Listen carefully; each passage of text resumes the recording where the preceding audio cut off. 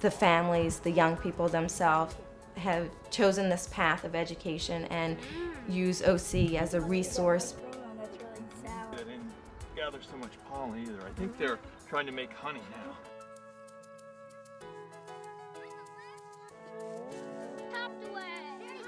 And after coming here the first day, I knew, because I stayed here with him the whole day in the parents' resource room, thinking that he would need me. And after I watched him run down the hill with his arms outstretched, doing his eagle call, I knew this was the place for him.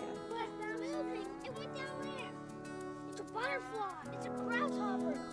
This is a grasshopper. I found it outside hopping, and it has only one back leg. And it's funny, I can't think of like when I thought to do certain things or when I changed the way I spoke to my children. But looking back, I see that there's just really been a steady change in the way, not just in the way I speak and relate to my children, but the way I think. And not just about my children, the way I think about me, the way I think about my relationship with my husband, with my friends. What would you call that one? A square, or Okay. maybe a box. Okay. All right, you got one left on this card, huh?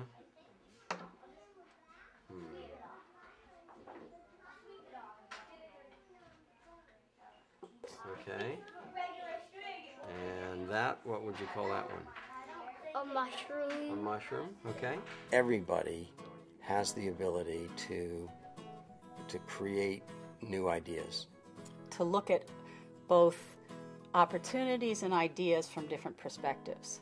We call that flexible thinking, that life is not just right answers and wrong answers, that there are many shades of gray in life, and that as young people, they reflect that just naturally. I weigh certainly about 8 pounds more than that. So what are the variables, do you think?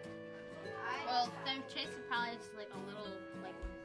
As facilitators, we really step back and try not to give them our solutions to problems, but encourage them to come up with their own solutions. It seems to be off in the middle, and the wood probably doesn't want to be in both places.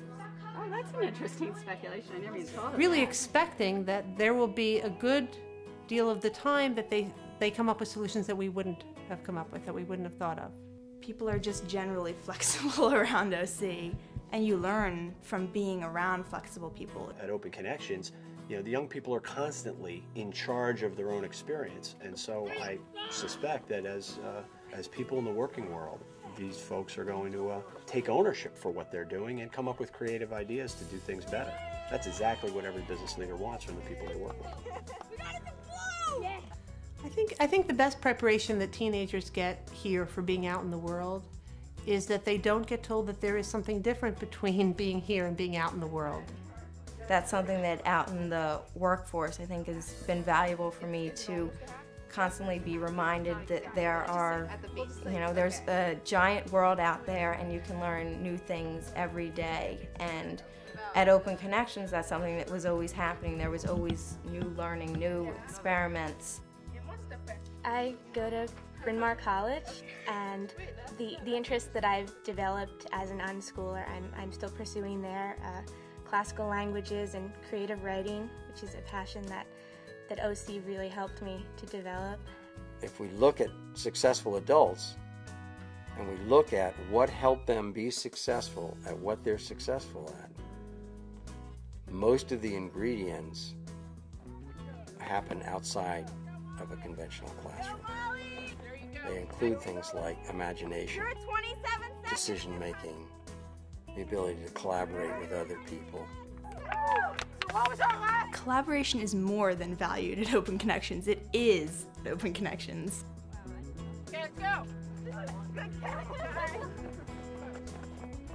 Our specialty is to help young people to be better communicators, to be more articulate in their ability to state their opinions, to be better able to work as part of a team, to be conscious about their responses and not just reactive. I really believe that by the time my children are my age, it's going to be very clear that in the United States, we are going to offer value for creativity and innovation. the ability to create new offerings and to make new things happen. And I think Open Connections prepares young people for a future of innovation. Organized. Okay, so tell me how you want me to help you so that I know exactly.